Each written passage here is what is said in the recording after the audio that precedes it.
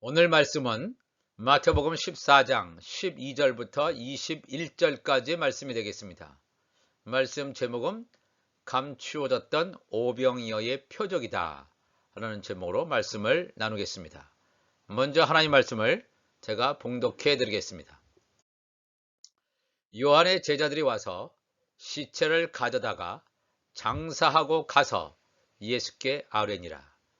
예수께서 들으시고 배를 타고 떠나사 따로 빈들에 가시니 무리가 듣고 여러 고을로부터 걸어서 따라간지라. 예수께서 나오사 큰 무리를 보시고 불쌍히 여기사 그 중에 있는 병자를 고쳐주시니라. 저녁이 되매 제자들이 나와 이르되 이곳은 빈들이요 때도 이미 저물었으니 무리를 보내어 마을에 들어가 먹을 것을 사 먹게 하소서. 예수께서 이르시되 갈 것 없다. 너희가 먹을 것을 주라. 제자들이 이르되 여기 우리에게 있는 것은 떡 5개와 물고기 2마리 뿐이니이다. 이르시되 그것을 내게 가져오라 하시고 무리를 명하여 잔디 위에 앉히시고 떡 5개와 물고기 2마리를 가지사 하늘을 우러러 축사하시고 떡을 떼어 제자들에게 주심에 제자들이 무리에게 주니 다 배불리 먹고 남은 조각을 12바구니에 차게 거두었으며 먹은 사람은 여자와 어린이 외에 5,000명이나 되었더라. 아멘. 세례 요한에게 죽음의 순간이 찾아왔습니다.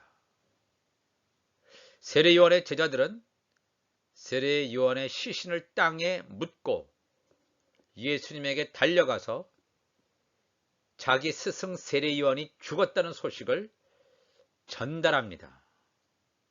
왜 세례 요한의 제자들이 자기 선생의 죽음을 예수님에게 전하였을까요? 세례 요한은 율법 시대의 마지막 선지자였습니다.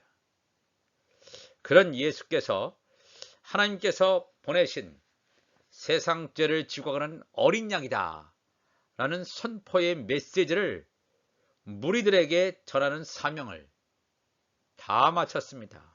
세례 요한의 가장 귀한 사명은 이스라엘의 예수 그리스도의 정체성을 정확하게 알렸다는 데 있습니다. 이제 비로소 예수님께서 천국 복음을 전파하시는 복음의 시대가 열리게 됨을 세례 요한의 죽음 사건이 보여주고 있습니다. 마태복음, 마가복음, 누가복음에서는 세례 요한의 죽음 사건 이후에 예수님의 오병이어, 즉 물고기 2마리, 떡 5개의 기적 사건이 나옵니다. 요한복음도 이 오병이어의 사건을 다루고 있습니다. 4복음서가 다 오병이어의 기적 사건을 다루고 있습니다. 이 모든 복음서가 이 오병이어를 기록하고 있다는 것은 이 사건이 단순하게 기적 사건 정도의 의미가 아니라 그 의미를 넘어섬을 알려주고 있습니다. 예수님께서는 남들이 모르게 조용히 배를 타고 광야에 들어가십니다. 그런데 어떻게 예수님의 가신 행적을 알았는지 여러 고을에 살고 있던 이 무리들이 열심히 특심하게도 걸어서, 그 당시에 교통수단이 뭐가 있겠습니까? 기껏해야 낙타 정도인데 무리들이 걸어서 예수님이 가신 광야로 따라 들어갑니다. 놀라운 광경 아닙니까? 물론 어떤 사람들은 병자를 데려오기도 하고 예수님의 말씀을 듣기 위해서 먼 길을 걸어오는, 수고도 마다하지 않고 예수님이 계신 곳으로 계속해서 이동하였습니다. 먼 길을 오느라 이미 이 날이 어둑어둑해지는 저녁 때에 접어들었습니다. 예수님의 제자들의 입장에서는 덜컥 마음에 걱정이 앞섭니다. 사람들이 사는 민가에서 한참이나 떨어져서 이 광야에 지금 와 있는데 이 많은 무리들이 지금 배가 고플 텐데 예수님을 따라온 이 많은 무리들을 어떻게 해야 하나? 제자들의 생각에는 깜깜해서 더 어두워져서 앞이 보이지 않는 때가 되기 전에 이들을 그냥 해산시켜서 각자 마을에 들어가서 먹을 것을 사 먹게 하는 것이 그냥 최선의 길임을 생각하고 예수님께 말씀을 드립니다. 예수님께서는 제자들의 말을 거절하십니다. 그러면서 뭐라고 말씀하시냐면 너희가 먹을 것을 줄 것을 명령하십니다.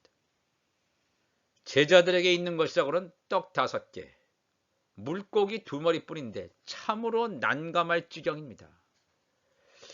예수님께서도 틀림없이 예수님의 제자들에게 이 엄청난 무리들을 먹일 수 있는 양식이 없다는 것을 분명히 아셨을 텐데 왜 이토록 무모한 부탁을 제자들에게 하셨을까요? 제자들은 야속하기도 하고 당황스럽기 그지없었습니다. 예수님께서 오병이어의 기적을 베푸신 것은 무리들의 육신적 배고픔을 면하기 위한 목적이 아니었음을 우리는 요한복음을 통해서 분명히 알 수 있습니다. 이 요한복음으로 한번 가보겠습니다. 이 요한복음에도 오병이어의 기적 사건 이후에 되어지는 일이 요한복음에 나타납니다. 요한복음 6장 26절을 보면 예수께서 대답하여 이르시되 내가 진실로 진실로 너희에게 이르노니 너희가 나를 찾는 것은 표적을 본 까닭이 아니요 떡을 먹고 배부른 까닭이로다 그랬어요. 너희들이 지금 방금 일어났던 사건, 떡을 먹고 배부르는 것 때문에 나를 쫓아오는 것이 오병이어가 가리키는 표적을 진짜 너희들이 이해하지 못했다 이거예요. 표적이라는 건 사인입니다. 사인이라는 것은 sign indicator, 뭔가를 가리키는 것입니다. 그것 자체의 목적이 있는 것이 아니라 떡 5개와 물고기 2마리 글자 그대로 그것 자체가 뭔가 의미가 있는 것이 아니라 어떤 함축적인 깊은 의미를 내포하고 있다는 것입니다. 그것을 알아내지 못하면 눈으로 보는 떡 5개, 물고기 2마리 그게 무슨 의미가 있겠습니까? 제자들은 무리들의 육신의 배고픔을 채우기 위해서 예수님께서 오병이어를 행했다고 생각을 하지만 예수님께서는 오병이어가 분명히 표적이라고 말씀하셨어요. 표적, 다른 것을 가리킨다 이거예요. 우리의 육신의 소욕을 채우는, 우리의 배고픔을 채우는 그런 것이 아니다라고 그랬습니다. 그걸 어떻게 할 수 있냐? 예수님은 바로 요한복음 6장 27절에 이렇게 말씀하십니다. 썩을 양식을 위하여 이러지 말고 영생하도록 있는 양식을 위하여 하라. 이 양식은 인자가 예수께서 너희에게 주리니 인자는 아버지 하나님께서 인치신 잔이라고 했습니다. 예수님의 제자들이 아직 성령 받지 않았기 때문에 오병이어가 무슨 말인지 모릅니다. 육신의 배고픔을 그냥 채우는 그런 육의 양식 정도로만 알고 있었는데 예수님은 그건 너희들이 생각하고 있는 오병이어는 그렇게 생각한다면 썩을 양식이라는 거예요. 썩을 양식. 내 썩을 양식을 위하여 일하지 말라. 육신의 배고픔을 채우기 위해서 일하지 말라는 거예요. 영생하도록 있는 양식을 위해서 하라. 이 양식은 인자가 예수님께서 너희에게 주리니. 지금 예수님께서 오병이어의 기적을 행했다는 것은 뭐야? 떡 5개를 예수님의 제자들에게 줬습니다. 줬어요. 이게 육의 양식인 것처럼 보여지는데 이게 육의 양식이 아니구나 이거예요. 이게 육의 양식이 아니고 영의 양식이구나 그랬어요. 영의 양식이구나. 인자는 예수는 아버지 하나님께서 인치신 자니라. 예수님은 하나님으로부터 성령세를 받은 하나님 아버지로부터 인치신 자입니다. 그렇기 때문에 예수님께서 주시는 양식은 인간의 소욕을 채우는 육의 양식이 아니라 영의 양식임을 분명히 말씀하십니다. 마태복음 4장 4절에도 예수님께서 시험 받으실 때 이렇게 말씀하죠. 예수께서 대답하여 이르시되 기록되었으되 사람이 떡으로만 살 것이 아니요. 떡은 뭡니까?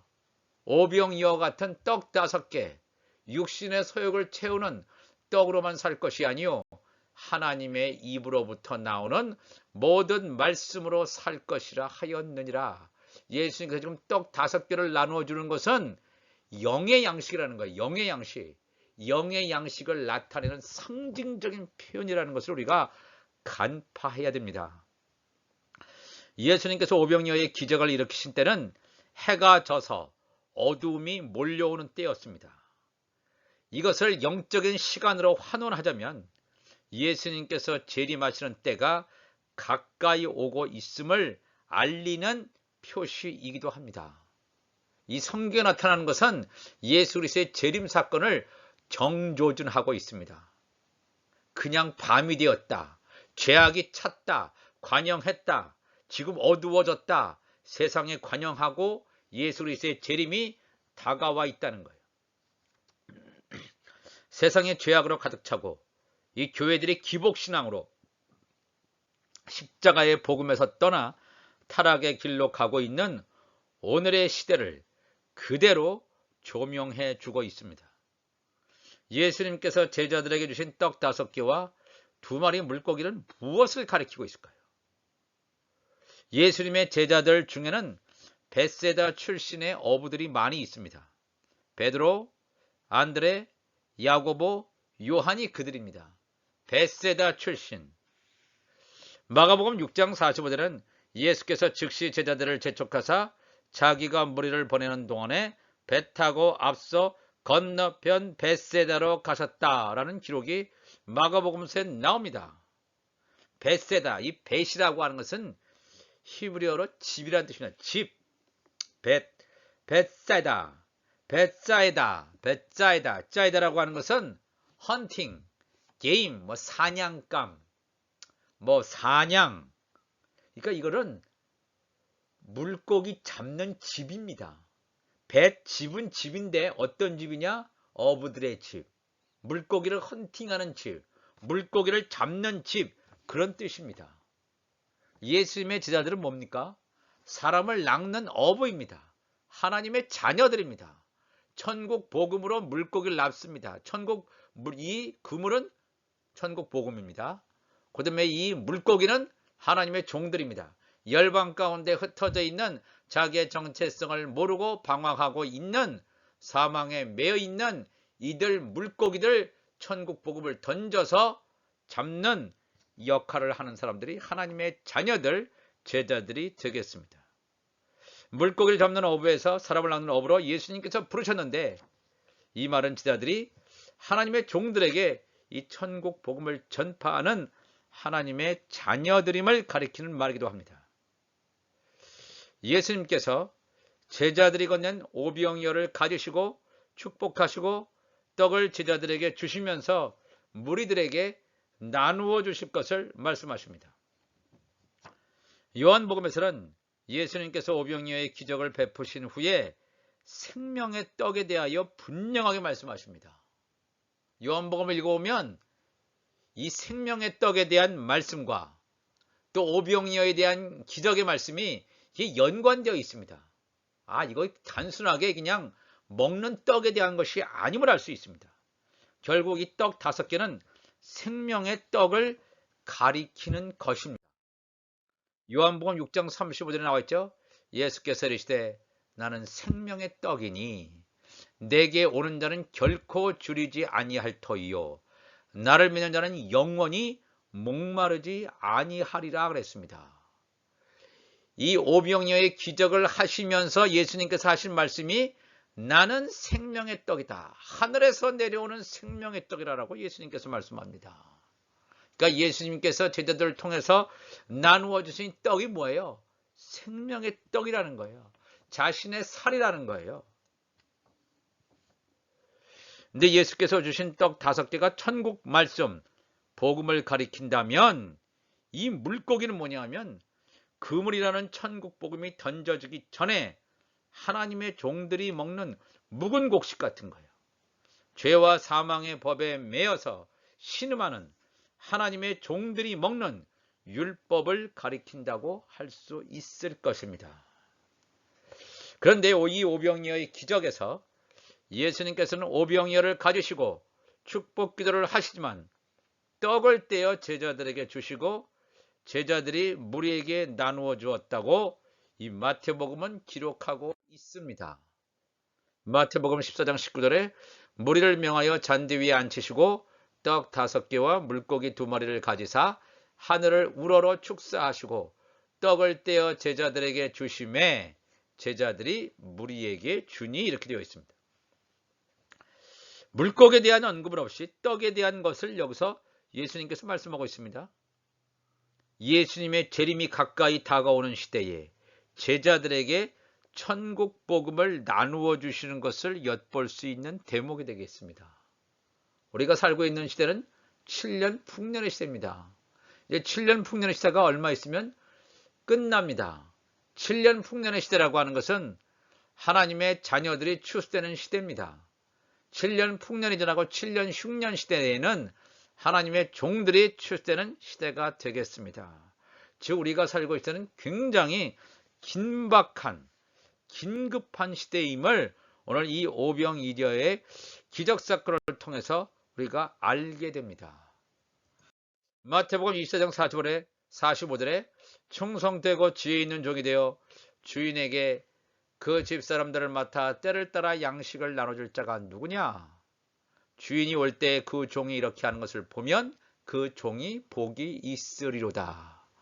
때를 따라 시즌에 따라서 양식을 나눠줘야 돼요. 지금 예수님의 재림이 임박한 때에 맞는 양식이 뭔가? 우리는 이 복음이라고 하는 것은 때에 따라 적절한 양식을 나눠줄 수 있는 그런 자들이 필요할 줄 믿습니다. 예수님의 재림이 가까우는데 예수 그리스도의 초림하실 때에 그 양식을 나눠준다면 그것은 잘못된 양식입니다. 예수 그리스도의 재림이 임박했다면 그것에 맞게 사람들을 준비시켜야 될 줄로 믿습니다. 7년 풍년의 시대에 살고 있는 제자들, 하나님의 자녀들은 천국 복음을 나누어 주므로 아직도 자기 자신의 영적인 아이덴티티에 대해서 알지 못하고 잠들어 있는 하나님의 자녀들이 영적으로 깨어나게 해야 할 것입니다. 예수님께서 축복하신 떡 5개를 무리들이 먹고 배가 불렀다고 성경은 기록하고 있습니다. 이것은 예수님께서 전하신 영의 양식인 생명의 말씀이 온전히 무리들에게 채워졌음을 증거하는 말씀입니다. 먹고 배불렀다, 육신의 배고픔을 채웠다가 아니라 사람들이 이 생명의 생명수 말씀을 먹고 사람들이 채워졌구나. 즉 하나님의 자녀들의 수가 지금 채워지는, 즉 예수님의 공중재림이 임박했다 하는 것을 알려주는 말씀이기도 합니다. 그래서 요한복음 4장 35절에 예수님께서 제자들에게 이렇게 말씀하죠. 너희는 넉 달이 지나야 추수할 때가 이르겠다 하지 아니하느냐? 그러나 나는 너희에게 이르노니 너희 눈을 들어 밭을 보라. 희어져 추수하게 되었도다. 거두는 자가 이미 삭도 받고 영생에 이르는 열매를 모으나니 이는 뿌리는 자와 거두는 자가 함께 즐거워하게 하려 함이라. 예수님께서 2000년 전에 이 말씀을 제자들에게 하셨어요. 넉 달이 지나야, 지금은 오순절 절기 정도 되는데 넉 달이 지나야 추수할 때가 이른다는 건 뭡니까? 넉 달이 지나면 가을절기 나팔절입니다. 나팔절 하나님의 자녀들이 추수하는 절기입니다. 그 다음에 이 열을 지나면 속죄절 하나님의 종들이 추수하는 것. 그 다음에 또 이 초막절 장막절에는 하나님의 시민들이, 천국 시민들이 추수하는 절기가 되겠습니다. 이 여름 넉 달의 기간, 넉 달이 지나야 추수할 때가 이르겠다 하지 아니하느냐? 그러나 나는 너에게 이르노니 너희 눈을 들어 밭을 보라. 희어져 추수하게 되어도다. 나팔절 예수님의 공중재림 바로 직전에 이 여름 넉 달 기간 가운데 마지막 나팔절 전에 우리가 살고 있다는 것입니다. 지금 여름 넉 달 기간 2000년의 기간이 지금 흘러가고 있습니다. 우리가 때를 분별해야 될 줄로 믿습니다. 우리가 정말로 하나님의 자녀들이라면 사람들에게 천국 복음을 증거함으로 말미암아 다 배불리 먹고 남은 조각을 12바구니에 차게 거둘 수 있도록 해야 될 줄로 믿습니다. 이 여름 넉 달 기간 동안에 하나님의 말씀이 전파되고 채워져서 구원의 수에 채워지는 추수와의 계절을 맞이하는 이때에 우리의 입을 통해서 천국 복음이 증거되는 우리 모두가 되어야 될 줄로 믿습니다. 이 떡이라는 것은 무엇입니까? 천국 복음의 의미로 사용되기도 합니다. 천국 복음의 의미로 사용되기도 하지만 떡을 배불리 먹고 남은 떡을 12바구니에 차게 거두었다라고 하는 말은 이 기름 섞은 고운 가루로 만들어진 떡을 상징하고 있습니다. 이 떡은 굉장히 잘 미세하게 갈아져야 돼요. 그 다음에 기름을 섞어서 구워야 됩니다. 알고 껍질이 씌워져 있는 그런 상태로서는 떡을 만들 수가 없습니다. 껍질이 벗겨져야 돼요. 껍질이 벗겨지고 곱게 갈아져야 고운 가루가 됩니다. 고운 가루가 되어야 기름을 입혀서 떡을 만들 수가 있습니다. 나의 껍질, 사람의 의가 완전히 환난을 통해서, 고난을 통해서, 연단을 통해서 나의 인간의 의가 완전히 벗겨지고 성령의 기름이 부어진 자, 고운 가루로 완전히 갈아 엎어지는 성령의 기름이 부어진 자, 바로 그들이 구워진 떡덩이들이 되겠습니다. 바로 그들이 하나님의 자녀들이 되겠습니다. 우리가 신앙생활을 할 때 오는 여러 가지 연단과 시험이 있습니까? 환난이 있습니까? 고난이 있습니까? 우리의 껍질을 벗기기 위한 하나님께서 주시는 고난이라고 생각하고 우리가 감사의 제사로 나아가야 될 줄로 믿습니다. 오병이어의 기적에서 놀라운 사실은 떡을 먹은 사람을 이렇게 표현하고 있습니다. 마태복음 14장 21절에 먹은 사람은 여자와 어린이 외에 5,000명이나 되었더라. 이 참 이상한 말이죠. 떡을 먹은 사람은 여자와 어린이를 제외하고 5,000명이었다는 말은 남자들 5,000명이 떡을 먹었음을 가리키는 말입니다. 여자와 어린이는 뭐예요? 떡이 아니라 물고기를 먹었음을 암시하고 있는 말이기도 합니다. 참으로 이상하죠. 왜 남자에게는 떡을 주고 남자에게는 떡을 주고 여자와 아이에게는 물고기를 주었을까요? 왜 이렇게 차별 대우를 예수님께서 하셨을까요? 의아해할 수 있습니다. 이곳에 나오는 남자와 여자라는 개념은 우리가 알고 있는 남자, 여자 그런 성에 대한 개념이 절대 아닙니다. 그런 개념이 아닙니다. 남자에게는 떡을 주고 여자와 어린이에게는 물고기를 줬다? 참 이상하죠? 고린도전서 11장 3절에 가보면 사도 바울이 고린도 교인들에게 나는 너희가 알기를 원하노니 각 남자의 머리는 그리스도요 여자의 머리는 남자요 그리스도의 머리는 하나님이시라. 이런 말씀이 있습니다. 이 말씀을 오늘날까지 많은 사람들이 잘못 해석을 해왔죠.